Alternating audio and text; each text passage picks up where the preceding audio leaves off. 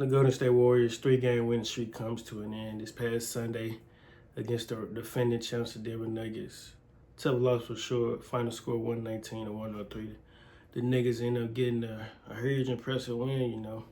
Those guys came out in the second half firing on all cylinders. But yeah, let's dive into this game, man. I mean, what a game. First half was nice battles from both sides. Great display of basketball was being displayed. At one point of the game, we was up 16 in the second quarter, but the Nuggets just kept trimming it down one possession at a time, you know, and gotta give them their props, you know. They didn't fold under pressure or nothing like that. They just kept their composure and just kept, you know, taking one possession at a time, getting the job done. So shout out to them. Clay had 23 in the first half. He was on fire.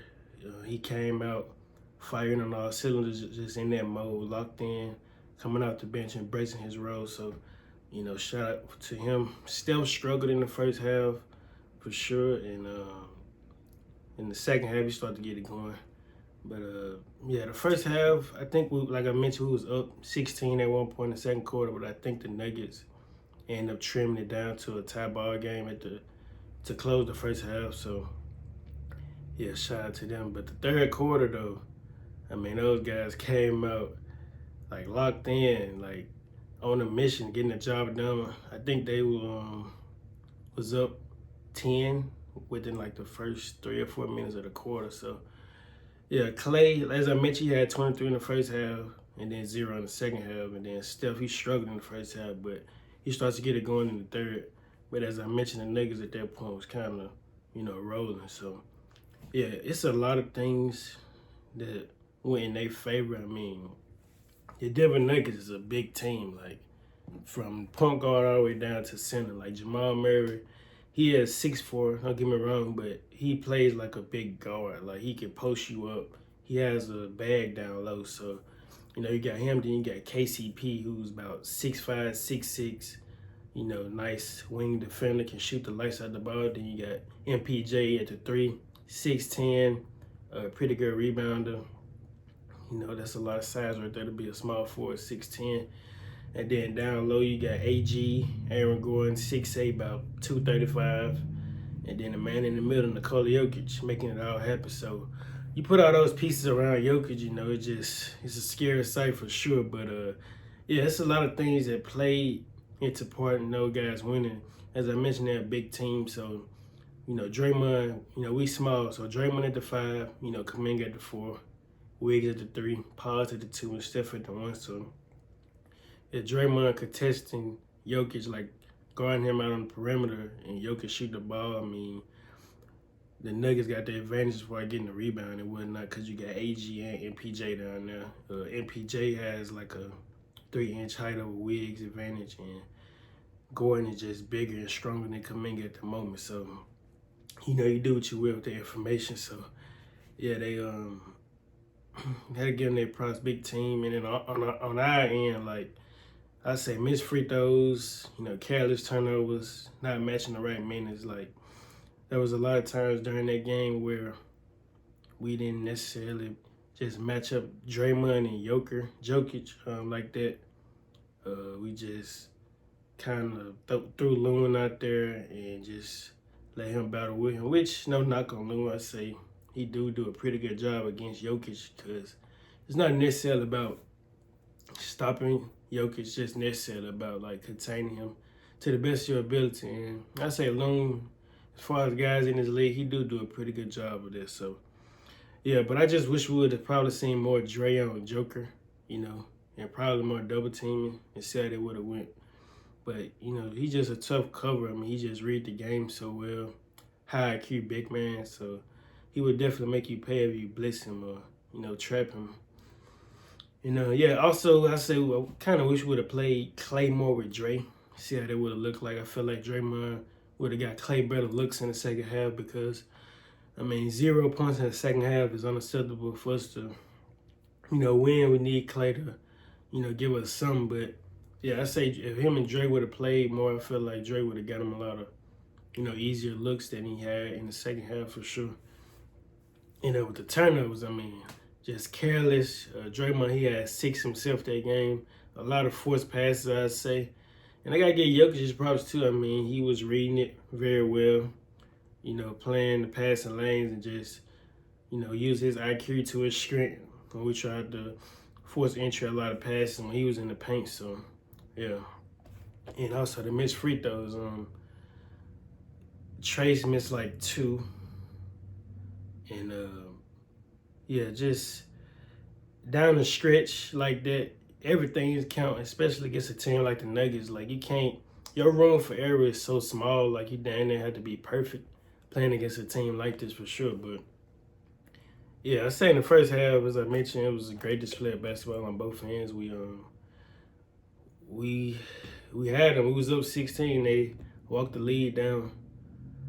So, yeah, then third quarter, they came out fighting on all cylinders. But that's kind of been one of our things all season, just blowing big leads out. I'll even insert a photo at this particular moment. You can see the graphic of every lead that we had, and we ended up losing it. So, yeah, definitely something we still have to work on for sure. But shout out to the Nuggets, though. It's one hell of a team over there. The reigning champs for a reason. So, yeah, obviously it would have been nice for us to win that game, but hey, it is what it is. Can't complain. Our last 10 games, we went 8-2. We lost to the Clippers. Definitely could have won that game. The week going into All-Star break, where the game there was, and then we lost to the Nuggets this past Sunday. So, yeah, 8-2 in our past 10. Not bad if you just think about the circumstance that was at hand. Draymond came back, and we just looked like a completely different team. So, yeah, but the Nuggets, though, moving forward, this will be my last notes on them. Like, Jamal Murray and Jokic is just a tough duo to guard. Like, their chemistry on one another. They feed off each other so well. Like, last year in the playoffs, like, it's just something that you never really seen before. Like, Joker would handle the ball, and, like, Murray would set him the screen and then, like, roll to the rim, finish at the rim, or make plays. Like, you just don't see that too often where a guard sets the center, the screens like that. Obviously, you see Draymond and Steph doing it with this team, but the way those guys do it is just kind of different. Then it was a time where, like, Murray will post up his guy, and he'll hands it off to Joker, and he wraps around him, and then he'll finish it or make a play. So it's just the offense they run is just, like, different for sure. Like, you just don't see that too often. And then, like, the pick and roll game, the pick and pop, it's tough to guard for sure. And they did that against us this past Sunday. I mean, those guys, we just didn't have many guys who could contain Joker, obviously, but even Jamal Murray too, he was getting off. So I think he finished the game with like 20 plus points. So yeah, in the playoffs, this team is going to be scary to match up against for sure.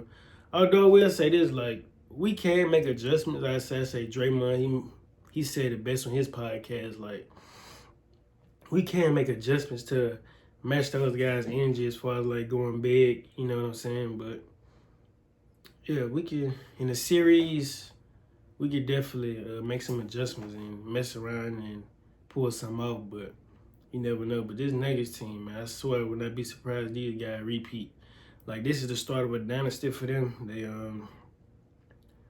Those guys in their prime over there, and all those guys complement each other so well, 1 through 5, I swear. So yeah, the Nuggets pretty tough team to beat out west, man, for sure. But yeah, that's that with the Denver Nuggets. So let's talk about Steve Kerr contract extension.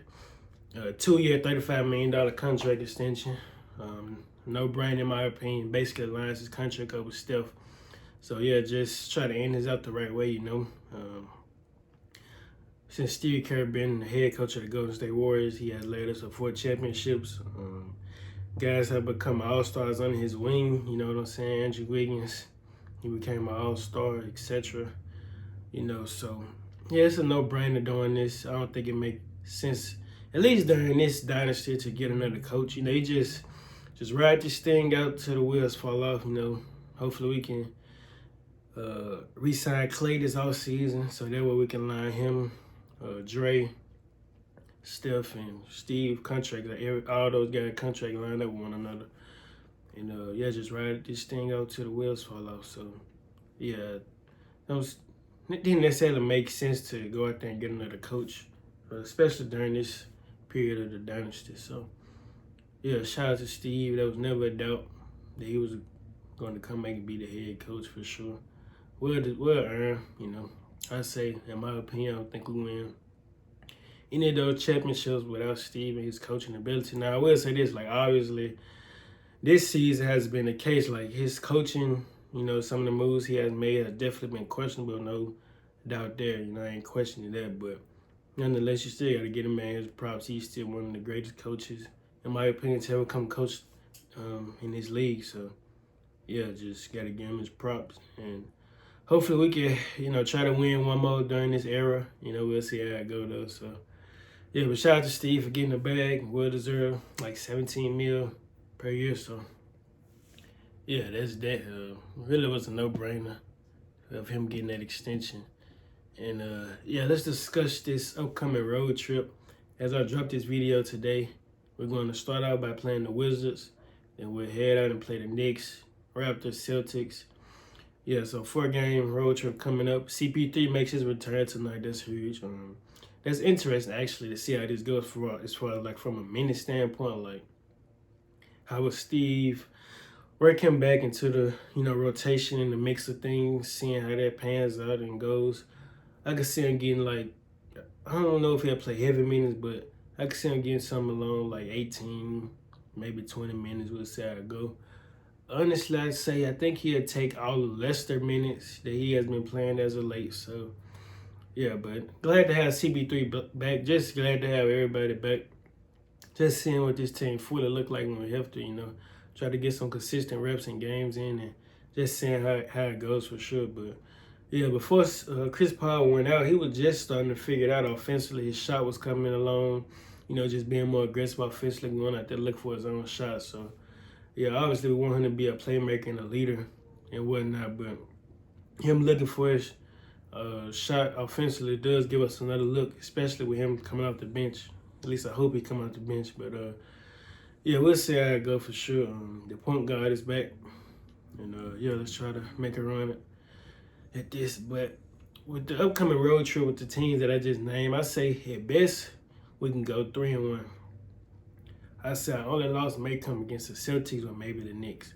But at worst, I say we can go 2-2, meaning that we both lose to the Celtics and the Knicks. Now, the Knicks, I will say this. Those guys has been missing some key guys. Randall, he's been out for like a month or so. OG, he's been out a month. Mitchell Robinson, he's been out for the past 2+ months, I think. And yeah, those are a lot of key guys. Those guys are missing, but they still been playing great as of late. I mean, last night they just beat the Pistons, and what a tough game that was. Josh Hart had the and one layup or something to win those guys the game. Even though it was a BS game, the refs missed the obvious call, but we'll get into that another day maybe. But yeah, the Knicks, you can't really sleep on them. They got some dogs over there. They got Dante DiVincenzo. He was with us last season. He brings to the team. They got Josh Hart, a junkyard dog. Jalen Brunson, he's been an all-star, all-NBA caliber player all season long. Just got that dog mentality. Going out there, getting it done. And Isaiah Hartenstein, he's been huge for them, holding it down while Mitch Robinson been out, just being a dog on the glass, getting a lot of offensive rebounds, defensive rebounds, just playing his role. And then, they got Bogdanovic. They picked him up at the trade deadline. He's looked like he's been a nice addition for them so far. So, yeah, this Knicks team, you really can't sleep on them. You know what I'm saying? They've been rolling. And I think they like the 4th seed in the East or a 3rd, something like that for a reason. So, yeah, Tom Thibodeau, he's been doing a good job coaching those guys over there. So, yeah, we got our hands full for sure. We definitely got to go in there locked in from the gate, just firing on all cylinders, locked in, communicating and whatnot. So, yeah, I say at best, as I mentioned, 3-1, at worst, 2-2. So, yeah, but we'll see how that go for sure. And, yeah, that's the road trip. So let's talk about this unwritten rules BS. So this past Friday, we played the Hornets, right? We beat them. It was a terrible game from both teams. Both teams was on the second end of a back-to-back. And you can tell, like, the shots, nobody was making anything in the first half. I think the Hornets managed to only score like 29 points in the first half, and we scored like 30 something, maybe more. But yeah, both teams can make nothing to save their lives. But in the second half, both teams started to come alive, you know. But that was a terrible display of basketball being displayed in the first half for sure. And yeah, but we ended up getting the win or whatnot. And we was up double digits for sure in the fourth quarter. And I was like, well, no need for me to watch this game no more. I think I tuned out like around 2 minutes left in the fourth. I went ahead and I went ahead and turned it off, and just said it's a dub. We got this. But mind you, like later on, like 30 something minutes after the game, I got a notification from Bleacher Report that Miles Bridges and Lester Quinones got into it, and then Grant Williams jumped in. And I'm like, whoa, what happened in just that quick of a period? So I watched the video and whatnot. So it was like some seconds left, I believe. And I think we was about to get a turnover with the shot clock going down. So I think Paz may have passed to Lester, and Lester went up for a layup. And he made it. Well, I think Miles Bridges goaltended it or whatever. And basically, Miles didn't like it, so he pushed Lester, and Lester, like, you know, slapped his hand and pushed him back. So they had a little something going. Then out of nowhere, Grant Williams just comes out of nowhere charging at Lester.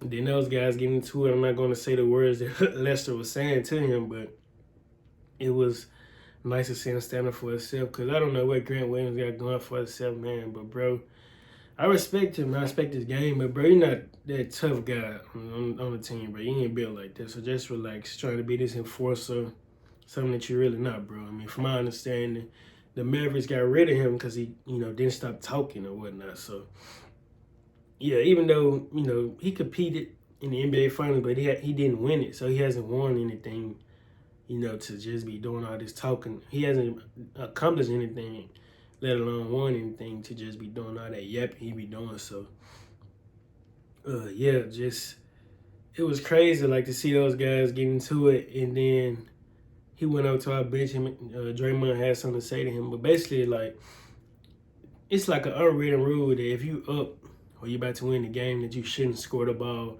Players feel offended by that, but I'm like, there's one side of it. Like, bro, if you're going to be playing defense, which they was playing defense, like actually playing, like it's different than opposed to just like sitting around or whatnot. But they was actually guarding the Warriors at the time. So why not like actually play it or go out there try to get a bucket? You know, y'all players feel offended. Obviously, we had the game won, but y'all actually still playing defense. So what's the problem with me, you know, still playing offense, bro? I'm not finna get a turnover. I'm going to go score the ball. So, yeah, I don't know what's going on with that. The same thing happened this past Sunday with the Nets and the Wolves. Similar situation. The Wolves had the game won, and the shot clock was going down, I believe. And Mike Conley shot a three or something. I don't know if he made it or not. But Dennis Schroeder felt offended. He pushed the guy or whatever. And it's like, bro, here we go again. Like, I don't get it. It's like players feel so offended or disrespected. Like, it don't get that serious to me, man. Like, y'all guys trying to escalate and start stuff. Y'all just giving away money. It don't get that serious, bro. So, yeah, this is just the unwritten rules BS that I don't agree with. Just crazy. But, yeah, hopefully the NBA invests into that and just, you know, let guys know that they ain't going for that, because it's petty if you really think about it. So, yeah, but that's pretty much it. Wraps up this episode to the Galaxy Pod, hosted by yours truly. Make sure you like the video. Comment your thoughts on what you think the Warriors would do on this upcoming road trip and what those guys need to do to consistently keep a consistent team going. You know, things flowing the right way. Just keep getting better and better every game. And subscribe if you haven't already. And with that being said, we out. Peace.